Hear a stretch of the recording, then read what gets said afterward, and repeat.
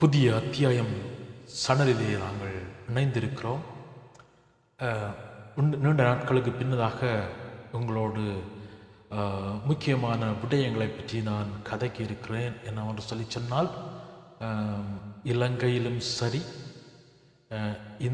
இந்தியாவிலும் சரி, தமிழ்நாட்டிலே தமிழர்கள் மத்தியிலே முக்கியமான பிரச்சனைகளாக இன்றைக்கு இலங்கையை எடுத்துக்கொள்வோம்னு சொல்லி சொன்னால், ஈஸ்டர் குண்டு தாக்குதல், இன்னும் சொல்லப்போனால் 1,53,000 பேர் யுத்தத்திலே இறந்திருக்கிறார்கள்.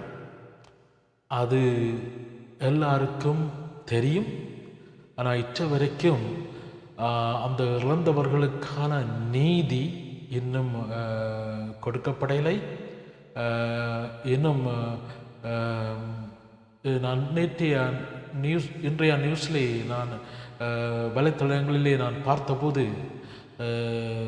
ஃபாதர் கிறிஸ் சாந்த என்பவர் கொழும்பு மறை மாவட்டத்தைச் சேர்ந்தவர். அவர் ஒரு தப்பான அபிப்பிராயத்தை வைத்திருக்கின்றார். ஏனென்று நான் சொல்லுகிறேன் என்று சொல்லி சொன்னால், யுத்த வெற்றி அல்ல, இறந்த அந்த யுத்த வெற்றியை கொண்டாடுவது அது சரியான உகந்த விடயம் அல்ல. இன்னும் சொல்லப்போனால், தமிழர்களை, அப்பாவி மக்களை, அப்பாவி உரிமைக்காக போராடியவர்களை, உரிமை கேட்டவர்களை, இன்னும் தங்களுக்கான உரிமை கிடைக்கவில்லை என்று இருந்தவர்களை கொன்றுவிட்டு, ஒரு நாட்டுக்குள்ளே இருந்து கொன்றுவிட்டு யுத்த வெற்றி கொண்டாடுவதென்பது எப்படி ஒரு சாத்தியமானது? என்னை பொறுத்தவரையிலே இது யுத்த வெற்றி அல்ல. இது 2 இனங்களுக்கு இடையிலானே ஒரு நாட்டிலே நடந்த ஒரு போர். இந்த போரிலே தமிழர்கள் 1,53,000 பேருக்கு மேல் சாகடிக்கப்பட்டிருக்கிறார்கள், கொல்லப்பட்டிருக்கிறார்கள். அவர்களுக்கான நீதி இற்ற வரைக்கும் கொடுக்கப்படவில்லை. இற்ற வரைக்கும் இன்றைக்கு சிங்கள இனவாத சக்திகள், சில சக்திகள், ஆனால் சொல்லப்போனால் சிங்களவர்களுடைய அந்த தேசத்திலே சில சிங்களவர்கள் உண்மையாக நேர்மையாக செயல்பட்டு கொண்டிருக்கிறார்கள். சில சிங்கள இனவாதிகள், துவேசவாதிகள், இன்றைக்கு அது மக்கள் கொல்லப்படவில்லை, அங்கே போராளிகள் தான் கொல்லப்பட்டிருக்கிறார்கள் என்று சொல்லி பொய்யான ஒரு தகவல்களை இன்றைக்கு சித்தரித்து கொண்டு காண்பித்து கொண்டிருக்கின்றது.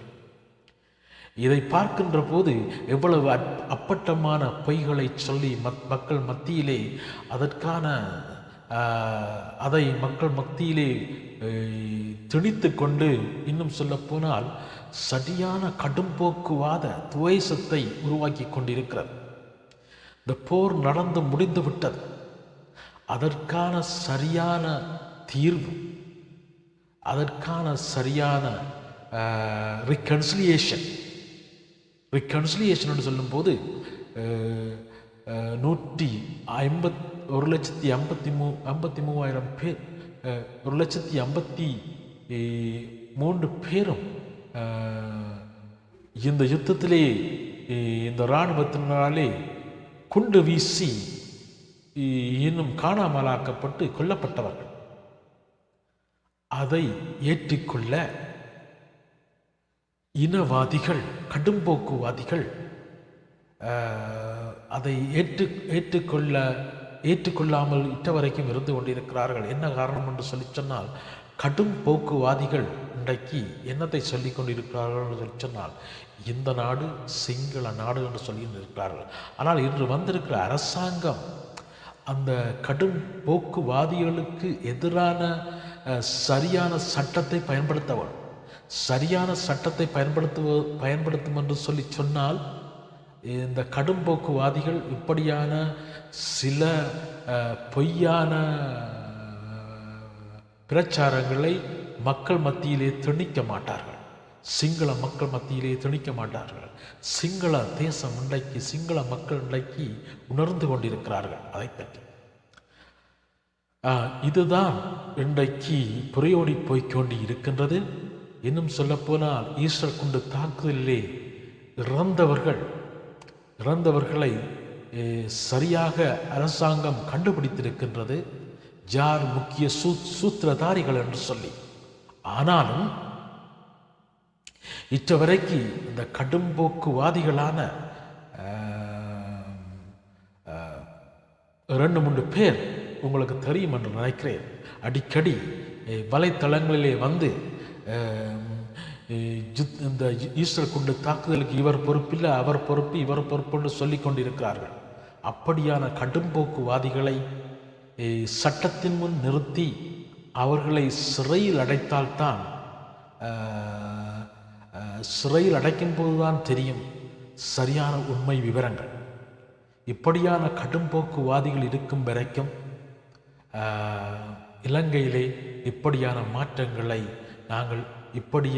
மாற்றங்களை நாங்கள் எதிர்பார்க்க முடியாது. அது நடந்து கொண்டுதான் இருக்கு.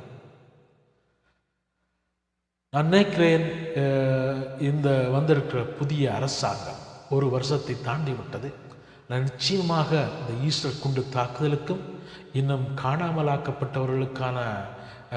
ஆக்கப்பட்டவர்களுக்கான சரியான தீர்ப்பும், இன்னும் சொல்லப்போனால் இன்னும் எத்தனையோ பேர் அந்த ஃபீல்ட் பைக் குரூப்புகளாலே கொலை செய்யப்பட்டவர்கள், காணாமல் ஆக்கப்பட்டவர்கள், இவர்களுக்கான சரியான முடிவும் நான் நினைக்கிறேன் இந்த அரசாங்கத்திலே, ஆட்சியிலே வெகு சீக்கிரத்திலே எல்லாம் உண்மைக்கு வருமென்று நினைக்கிறேன். அது நிச்சயமாக நடக்குமென்று நினைக்கிறேன். நான் பொறுத்திருந்து தான் பார்க்க வேண்டும். இன்னும் வருகின்ற நாட்களிலே, வருகின்ற மாதங்களிலே சரியான முடிவுகள், சரியான தீர்ப்புகள் வரும் என்று நான் நினைக்கிறேன். நன்றி, வணக்கம்.